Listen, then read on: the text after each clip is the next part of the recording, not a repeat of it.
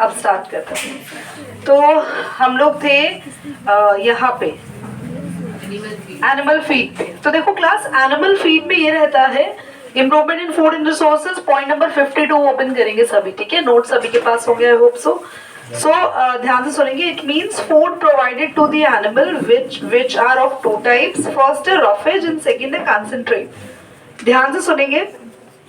First में ना हम लोग रफेज देते हैं। रफेज यानी कि हम लोग ऐसा फूड प्रोवाइड करते हैं प्लांट को, फॉर एग्जाम्पल जिसके अंदर हम लोग यूज करते हैं, रफेज के अंदर ऐसे फूड्स आते हैं क्लास जो कि काफी ज्यादा फाइबरस फूड होते हैं, जिनमें फाइबर कंटेंट ज्यादा रहता है। जैसे कि आपके पास आ गया है फॉडर, फॉडर यानी चारा, आप लिख सकते हैं, लिखा है ना ग्रीन फॉडर लिखा है ना, दैट इज चारा। सिलेज लिखा है, हे लिखा है, लेग्यूम्स लिखा है। लेग्यूम्स मतलब जैसे दालें हो गए, स्प्राउट्स हो गए, ये सब लेग्यूम्स में आ गए। और सिलेज एंड हे में आपके पास ऐसे मटेरियल्स आ चुके हैं जिस तरीके से हम लोग कह सकते हैं, फॉर एग्जाम्पल फॉडर के साथ मिक्स करते हैं ना, ताकि वो खाने में काफी आसानी हो उसको। ऑयल ऑयल डालते हैं हम लोग, ऐसे ऐसे सीड्स डालते हैं जिनके अंदर ऑयल हो, ऑयल सीड्स डालते हैं। तो ये सारी चीजें रफेज के अंदर आ गई। कंसंट्रेट के अंदर यहाँ पे लिखा हुआ, कंसंट्रेट में भी कॉटन सीड्स है, ऑयल सीड्स है, ऑयल केक, ये सारी चीजें। अब देखो, तुम लोग को लगता है कि खाली चारा खिलाने से अगर काओ बफेलो मिल्क प्रोड्यूस कर देंगे, नहीं, उनकी डाइट ना प्रॉपर डाइट होनी चाहिए। उसमें विटामिन न्यूट्रिएंट की कमी अगर हुई तो जो मिल्क प्रोड्यूस होगा वो अच्छी क्वालिटी का मिल्क प्रोड्यूस नहीं होगा। तो हम लोग कहीं भी उनकी ईटिंग हैबिट में कॉम्प्रोमाइज नहीं करते हैं। तो आपको याद रखना है, टू टाइप्स की डाइट्स हम उन्हें देते हैं, रफेज देते हैं और कंसंट्रेट। रफेज में सारी सॉलिड चीजें आ गई और कंसंट्रेट में हमारे पास ऑयल रिलेटेड चीजें आ गई है। ऑयल केक्स है, ऑयल सीड्स है, कॉटन सीड्स है। यहाँ पे ना ग्राम एंड बाजरा भी है। बाजरे को इंग्लिश में मिलेट कहते हैं, तुम लोग को पहले भी बताया था ना। ये सारी चीजें हम प्रोवाइड करते हैं। तो आप लोग ये दोनों लिखेंगे एग्जाम में, पर आने के चांसेस बहुत कम है, पूछते नहीं है। डिजीज ऑफ डेयरी एनिमल, ये इंपॉर्टेंट है क्लास, ये पॉइंट आता है। तो एनिमल जो है डेयरी एनिमल्स, उनको टू टाइप्स के डिजीज हो सकते हैं। पॉज करो बेटा एक बार, बोलो। ओके, तो पैरासिटिक डिजीज है क्लास। देखो पैरासाइट क्या होते हैं, ध्यान से सुनो। पैरासाइट ना टू टाइप्स के होते हैं, एक्सटर्नल पैरासाइट, इंटरनल। एक्सटर्नल जैसे आपके सर पे जुए हो जाते हैं, तो वो एक्सटर्नल पैरासाइट है। लीच होते हैं ब्लड सकर, स्किन पे चिपक जाते हैं, ब्लड सक कर लेते हैं, एक्सटर्नल पैरासाइट। इंटरनल पैरासाइट में आते हैं बैक्टीरिया, वायरसेस, ये सारी चीजें इंटरनल पैरासाइट है। ये बॉडी के अंदर एंटर करते हैं और बॉडी के अंदर एंटर करने के बाद हमें नुकसान पहुंचाते हैं। हम लोग ना होस्ट है, याद रखना, हम होस्ट है, और जो हमारे बॉडी में अंदर एंटर करता है वो कौन है? Parasite. Parasite is of how many types? Two type, external and internal. I am reading, be careful, ध्यान से सुनेंगे। The parasite of cattle may be both external and internal. External parasite में यहाँ पे fleas आ गई हैं, fleas मक्खियाँ जैसे होती है, ये लाइस आ गई है, बता दिया। टिक्स जो होती है, टिक्स एंड माइट्स, ये भी छोटे छोटे कीड़े होते हैं जो इनकी बॉडी के ऊपर आते हैं। इंटरनल पैरासाइट के अंदर, इनके अंदर वॉर्म्स घुस सकते हैं, फ्लूक्स घुस सकते हैं, ये सारी चीजें वो है। बैक्टीरिया वायरसेस भी लिख सकते हैं, पर बैक्टीरिया वायरसेस को पैरासाइट कम, पैथोजन ज्यादा कहते हैं, क्योंकि वो छोटे होते हैं साइज में। इन्फेक्शियस डिजीज है class. These disease are caused by viruses and bacteria. बच्चों आपको याद रखना है, काउ एंड बफेलो में होने वाली वायरल डिजीज को याद रखना है, फुट एंड माउथ डिजीज, ये आपको याद रखनी है। कौन सी डिजीज है? सो काउ पॉक्स हो जाता है, रिंडरपेस्ट हो जाता है। काउ पॉक्स जैसे हम लोगों में चिकन पॉक्स होता है ना, ऐसी पॉक्स हो जाता है काउ को। उनके फेस पर कई कई तरीके के आपने स्पॉट्स देखे होंगे, बॉडी पे आ जाते हैं, ये बीमारी है। बैक्टीरियल डिजीज में आपको खाली नाम याद रखना है बच्चों, डिजीज में क्या होता है, सिम्टम क्या होता है, वो नहीं पढ़ना है, कोर्स में नहीं है, खाली नेम याद रखना है, ठीक है। एंथ्रेक्स है आपके पास, एंथ्रेक्स याद रखो, बाकी आप लोगों को और कोई याद रखने की जरूरत नहीं है, सिर्फ एंथ्रेक्स ही अंडरलाइन करो। प्रिवेंशन एंड कंट्रोल, तो कैसे बचा सकते हैं आप लोग, बताओ कैसे बचाएंगे? सबसे पहला है सफाई, हाइजीन का ध्यान रखेंगे, क्योंकि जहां गंदगी होगी वहां पर पैरासाइट्स आएंगे और फिर वो हमारे एनिमल्स को नुकसान पहुंचाएंगे। तो सबसे पहला पॉइंट है you have to look for hygiene. आपको हाइजीन का ध्यान रखना है, क्लीनलीनेस का ध्यान रखना है, ये सारी चीजें बहुत इंपॉर्टेंट है। सेकेंड है animal should be provided nutritive food and clean drinking water. Food अभी ऊपर ही बताया कि फूड ऐसा होना चाहिए कि सारे विटामिन सारे न्यूट्रिशन एनिमल्स को मिल सके। अगर बच्चों एनिमल को सारे विटामिन और न्यूट्रिशन नहीं मिलेंगे तो कहीं ना कहीं जो एनिमल्स है वो हमें ही नुकसान पहुंचाएंगे, क्योंकि उनका जो प्रोडक्ट है वो हम जब खाएंगे पिएंगे, हम मिल्क पिएंगे तो हमें वो न्यूट्रिएंट नहीं मिलेगा, तो हमारे अंदर उस न्यूट्रिएंट की डेफिशिएंसी हो जाएगी, हमें बीमारी हो जाएगी। तो उनका ध्यान रखना सबसे पहले जरूरी, क्योंकि उनके प्रोडक्ट को कौन कंज्यूम कर रहा है, सीधा हम कंज्यूम कर रहे हैं, है ना। ये आशीष सुन रहे हैं ना, ऋषि, रेयांश, आर यू लिसनिंग? ध्यान से सुनेंगे। हाँ मेरे को दिखाई दे रहा है वो, इधर पॉज करो। क्या पढ़ा है आपने? Animal should be provided nutritive food हो गया, पीरियोडिक चेकअप होने चाहिए एनिमल्स के time by time, proper disposal of dead animals and waste, तो डेड एनिमल्स का वेस्ट का प्रॉपरली डिस्पोजल होना चाहिए, कंपल्सरी वैक्सीनेशन होना चाहिए डोमेस्टिक एनिमल्स का। ये बात ध्यान रखिएगा, अगर वैक्सीनेशन नहीं होगा तो एनिमल, देखो आप लोगों को वैक्सीनेशन होता है बचपन में, क्यों? ताकि आपको जानलेवा डेडली डिजीज नुकसान ना पहुंचा सके। यस, तो यहाँ पर एनिमल्स का जो वैक्सीनेशन है वो बहुत ज्यादा जरूरी है, क्योंकि अगर उनको डिजीज हो गई तो उनके प्रोडक्ट के थ्रू सबसे पहले डिजीज तुम्हें होगी। समझ में आया? तो उनका वैक्सीनेशन होना बहुत ज्यादा जरूरी है। नेक्स्ट क्या है आपके पास point? Proper disposal of dead animal and waste. तो डेड एनिमल, अगर कोई एनिमल मर जाता है तो ऐसे ही नहीं छोड़ देना उसको, वरना हमारे हेल्दी एनिमल्स को नुकसान पहुंचेगा।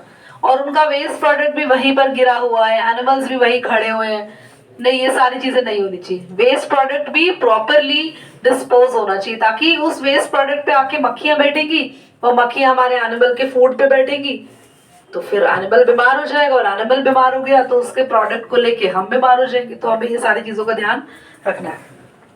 हाइजीन, ये मैंने पहले ही बता दिया आप लोगों को, हाइजीन कंडीशन बहुत इंपॉर्टेंट है। उसके बाद यहाँ नीचे लिखा है hygiene handling of all the animal product. जितने भी एनिमल प्रोडक्ट आप यूज, और एनिमल्स का नहाना भी उतना ही जरूरी है जितना आपका नहाना जरूरी है। एनिमल्स को आपको पता है डेली बेदिंग कराते हैं, उनकी बॉडी जितनी क्लीन होगी तो उस पर मक्खियां, लाइस या पैरासाइट आएंगे नहीं, और पैरासाइट नहीं आएंगे तो अल्टीमेटली वो हेल्दी बने रहेंगे।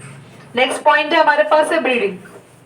It means reproduce. It is done by obtain an animal with the desired characteristic.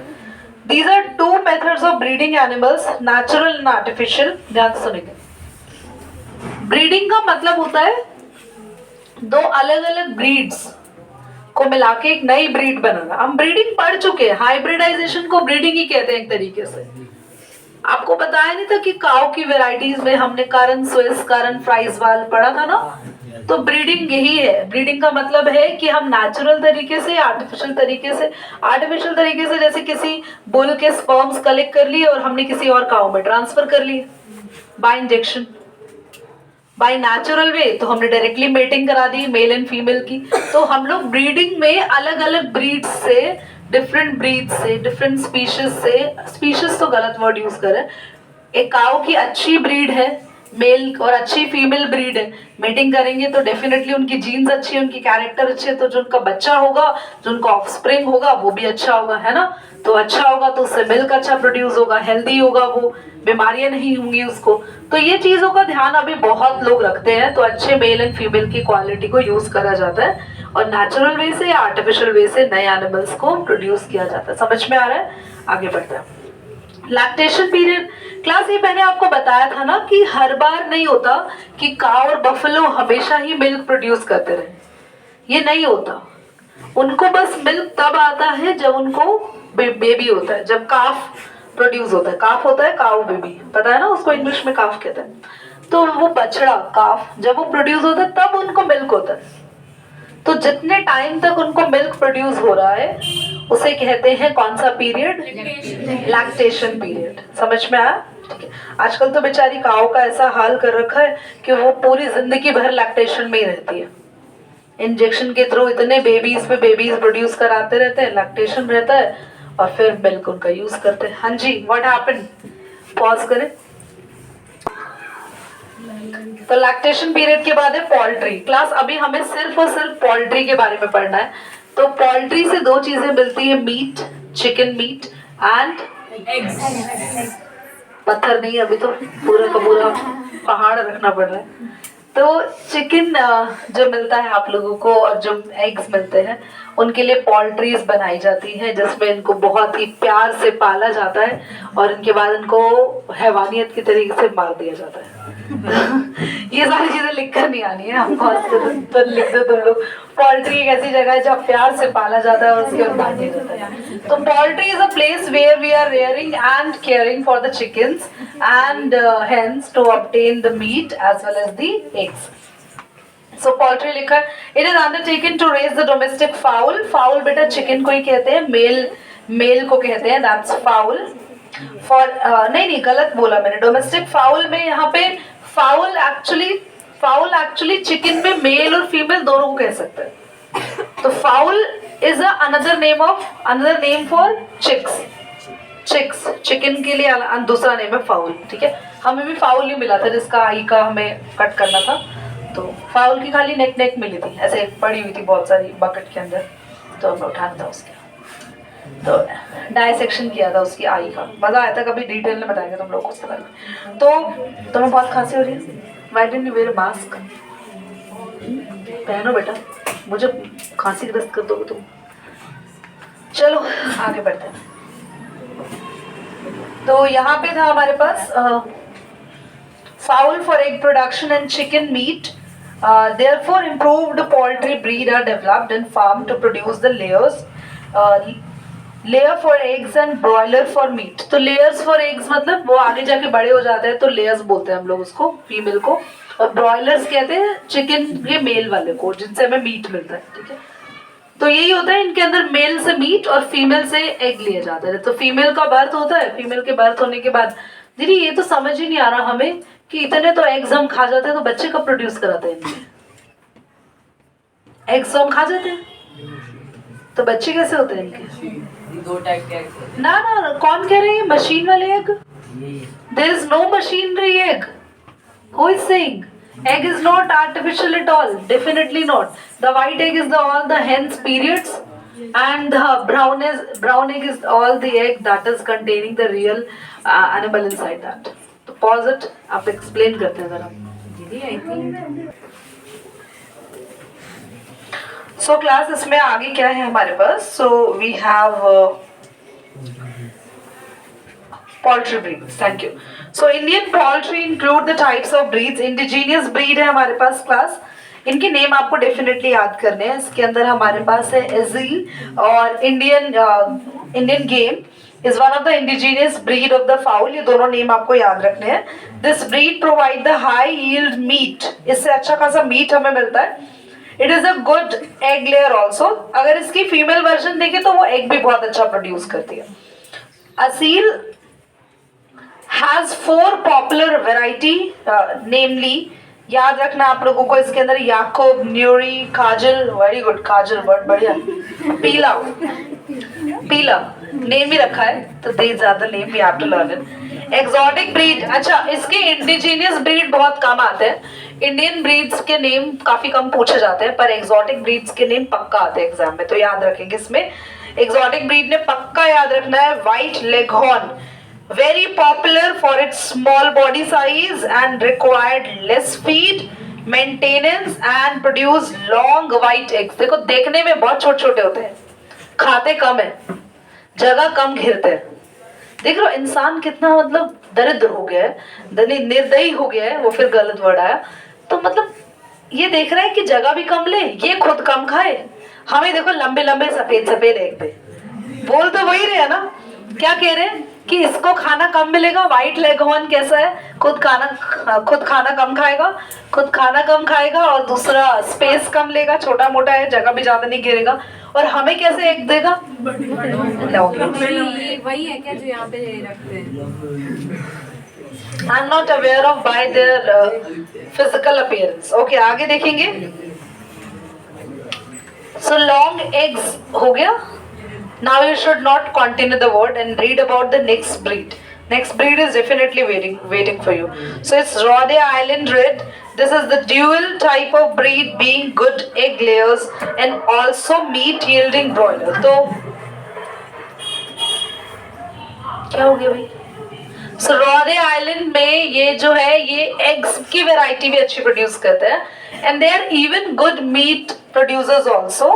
But white leghorn में meat के लिए नहीं था, they are only for egg.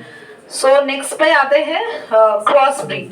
Cross breed हम लोगों ने बनाई है, मतलब हम लोगों से अभी हमसे बर्दाश्त नहीं हुआ, हमने कहा क्यों ना इनको मिला के ऐसा बना दे, समझ रहे हो, जिनमें दोनों वैरायटी हो, जो मोटे ताजे भी हो और वो उनके एग भी बहुत बड़े हो और उनका जब एग से हम लोग जो आगे चिक्स बनाए वो भी बड़े बड़े साइज के हो, तो मीट भी मतलब पूरी जिंदगी भर एग दे बढ़िया तरीके से, उसके बाद जब उन्हें मार मोड़ के खाएंगे तो हमें मीट भी बहुत बढ़िया दे. तो मतलब समझ रहे हो तुम लोग, हर तरीके से हम लोग चाहते हैं कि बस कहीं से कुछ बच ना जाए.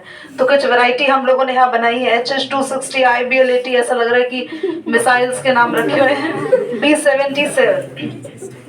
So let's talk about poultry care. Very important डालेंगे. अब तक का सबसे important question यहाँ से आता है poultry care से. So write down very सादा. Don't do that. अदिति. यहाँ पर डाउट कि कई जगह पे ये भी कहते हैं कि जो चिकन्स होते हैं, जो चिक्स होते हैं, पढ़े. पोल्ट्री केयर बेटा आता है एग्जाम में. जितना हम लोग इनसे ले रहे हैं ना रिवॉर्ड में, हमें इन्हें केयर करने की भी उतनी ही ज्यादा जरूरत है. सबसे पहली चीज, दोनों सीजन्स की केयर अलग होती है. अगर किसी ने घर में बर्ड्स को पाला हुआ है तो उसको पता होगा कि हाँ हम लोग ना विंटर और समर की केयर अलग अलग करते हैं. विंटर में हम लोग नोटिस करते हैं आप लोग की रात होते ही ना शाम होते ही इनका जो केज होता है वो भी कवर कर देता है. इन्हें नींद नहीं आती जब तक इनका केज, बेटा आप तो रखे तोड़ के मत.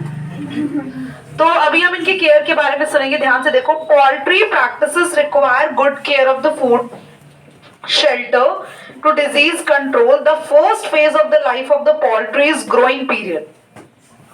देखो सबसे पहला पीरियड होता है ग्रोइंग, जब छोटे छोटे चिक्स ग्रो कर रहे होते हैं. सेकेंड, जब वो सेक्सुअली मैच्योर हो जाते हैं तब अलग केयर करनी है. और ये दोनों केयर को आपको ध्यान से पढ़ना है अभी, ठीक है. सीधे रखो Riyan Shah. The period from sexual maturity till the end of the egg laying is called layering period. And chickens are now called layers. तो क्लास ध्यान सुनेंगे. सबसे पहले चिकन्स ग्रो हो रहे हैं तो उन्हें हम बोलेंगे ग्रोअर्स. जब वो ग्रो हो रहे हैं. फिर सेक्सुअल मैच्योरिटी के बाद जब वो एग ले करना शुरू हो जाता है तो हम उनको ग्रोअर्स नहीं बोलेंगे, लेयर्स बोलेंगे, जब तक वो आगे एग ले करते रहेंगे. Now but the broilers have difficult housing, nutritional and environmental requirements for the fast growth and low mortality. Okay. और देखो क्लास, ब्रॉयलर और लेयर में ना तुम जरा खास चीजों के लिए जानो. ब्रॉयलर का ज्यादा ध्यान रखा जाता है लेयर्स के कंपैरिजन में, क्योंकि लेयर से तो हमें सिर्फ एग चाहिए, पर ब्रॉयलर्स जितने ज्यादा हैवी और मोटे होंगे मीट उतना ज्यादा कल्टिवेटिंग मिलेगा. तो हमें ज्यादा खाना, ज्यादा एनवायरमेंटल बेस्ट और ज्यादा चीजों की ध्यान कहाँ रखना पड़ता है, ब्रॉयलर के केस में, ठीक है. पोल्ट्री डिजीज, बिल्कुल इन्हें डिजीज होती है क्लास. आप सब लोगों ने अभी पीछे बर्ड फ्लू के बारे में सुना होगा, बहुत ज्यादा फैला हुआ था, जिसमें लोगों ने चिकन तक खाने बंद कर दिए थे, एग खाना बंद कर दिया था, है ना. और ये होता है. और अच्छा, ये तो चीजें पता चल जाती है. आप किसी गंदी जगह से चिकन खा रहे हो, आपको पता ही नहीं है कि उसके अंदर ट्यूबरक्लोसिस अगर उसको है, टीबी है, तो आपको अल्टीमेटली चिकन खाने से टीबी हो जाएगा. वेजिटेरियन चीजों से ना बीमारी होने के चांसेस बच्चों कम होते हैं. नॉन वेजिटेरियन चीजों से आपको हेल्थ का बेनिफिट मुझे तो डेफिनेटली सो कॉल्ड लगता है नहीं ही मिलेगा. हाथ रखते हैं है ना, ऐसे धुआं उड़ जाएगा. So keep your please. तो जब भी आप वेजिटेरियन चीजें खाते हो तो आपको डेफिनेटली न्यूट्रिशन वैल्यू भी अच्छी मिलती है, बीमार होने के चांसेस भी आपको कम रहते हैं. पर अगर आप लोग ये मीट खाते हैं, नॉनवेज खाते हैं, तो चांसेस बीमार होने के ज्यादा है. क्योंकि कौन चेक कर रहा है इनको ट्यूबरक्लोसिस है, कैंसर ही हुआ तो, ऐसी डेडली डिजीज इनको हुई तो. देखो यहाँ तो कुछ लिखी भी हुई है, यहाँ पर फाउल पॉक्स है, कॉलरा है, डायरिया है, ट्यूबरक्लोसिस है. ये सारी डिजीज इनके अंदर होती हैं. तो ये डिजीज आपको अल्टीमेटली ट्रांसफर हो सकती है। अब आपको लोकल स्टोर को कहा क्या पता हो कि उसने कभी कोई इंजेक्शन दिया भी है चिकन को या नहीं दिया। आपको क्या पता जो चिकन आप खा रहे हो वो कितना पुराना है, कब का मरा हुआ है। एक बॉडी, ह्यूमन बॉडी भी मर जाती है तो उसको बर्फ में रखते हैं क्योंकि अगले दिन स्मेल आ जाएगी। आप तो कब का मरा हुआ चिकन खाते हैं, उसको घर में लाके फ्रिज में भी स्टोर करते हैं। It's just the nothing but the dead body in your fridge, nothing. Okay, फिर मैं वापस भाषण पे आ गई। Coming to the point, variety improvement. अच्छा ओके, तो क्लास चिकन्स पे बीमारियां होती है, ठीक है, आगे आते हैं। वैरायटी इम्प्रूवमेंट में हम लोग क्या क्या मेथड अप्लाई करें कि हाँ अच्छी वैरायटी मिले, हमें और हेल्दी मोटे ताजे चिकन्स मिले और हेल्दी लेयर्स मिले, उनके एग्स को दिन में उनके नंबर बढ़ जाए, डेली बहुत सारे एग्स वो प्रोड्यूस करें और एग्स हम तक ज्यादा से ज्यादा पहुंचे। और एग्स भी छोटे नहीं होने चाहिए, साइज में बड़े होने चाहिए, टॉल एग्स होने चाहिए, सो दैट एग जितना बड़ा होगा उसके अंदर यॉक सेक वगैरह इतना ज्यादा होगा, एमनियोटिक फ्लूइड इतना ज्यादा होगा, उतना ही बढ़िया बड़ा ऑमलेट हम लोगों को मिलेगा। सो क्या कह रहे हैं, ऑस्ट्रिच एग, बहुत बढ़िया, हम वो वाला ऑमलेट खा लो। एक डाउट था कि जैसे अगर चिकन वगैरह को टीबी है, ट्यूबरकुलोसिस है या अगर कोई और अदर डिजीज है, लेकिन हम तो एडवांस एनिमल है ना, तो हमें तो उसका इतना इफेक्ट नहीं पड़ना चाहिए। अगर उसको है तो हम तक ट्रांसफर कैसे उसका? क्यों, अगर कोई वायरस है और उसके अंदर एक्टिवेट है तो वो आपके अंदर एक्टिवेट क्यों नहीं हो जाएगा। आप बहुत एडवांस है पर वायरस तो बहुत छोटा सा होता है, वो तो उसको नुकसान पहुंचा रहा है तो तुम्हें भी नुकसान पहुंचाएगा। हाँ, इनएक्टिव है तो नहीं होगा, डिपेंड करता है ना। आपके केस में भी होता है ना, आपको वायरल फीवर हुआ है, 2 से 3 दिन तक आपकी स्टेज ऐसी रहती है, आप किसी को इन्फेक्शन दे सकते हो, पर 4-5 दिन बाद आपकी जब बॉडी थोड़ा सा बेटर फील करने लगती है, हाँ पर सिम्टम्स नहीं गए हैं पर आपका इन्फेक्शन स्टेज खत्म हो जाती है कि आप दूसरे को इन्फेक्शन नहीं पहुंचा सकते। समझ में आया? चलिए कितना रहता है हमारा टॉपिक, इसको रेड बटन कर दो। कितने